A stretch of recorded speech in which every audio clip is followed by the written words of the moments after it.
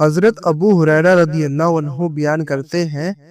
رسول اللہ صلی اللہ علیہ وسلم کے پاس بخار کا ذکر کیا گیا تو کسی آدمی نے اسے برا بلا کہا تو نبی صلی اللہ علیہ وسلم نے فرمایا اسے برا بلا نہ کہو، کیونکہ وہ گناہوں کو ایسے صاف کر دیتا ہے جیسے آگ لوہے کی میل کچیل دور کر دیتی ہے۔ مشکات المصابی حدیث نمبر 1583۔ حضرت ابو ہریرہ رضی اللہ عنہ بیان کرتے ہیں، رسول اللہ صلی اللہ علیہ وسلم نے کسی مریض کی عیادت کی تو فرمایا خوش ہو جاؤ، کیونکہ اللہ تعالیٰ فرماتا ہے وہ بخار میری آگ ہے، میں اسے دنیا میں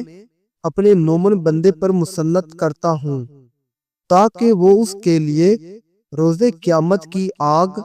کے حصے کا بدلہ ہو جائے۔ مشکات المصابی حدیث نمبر 1584۔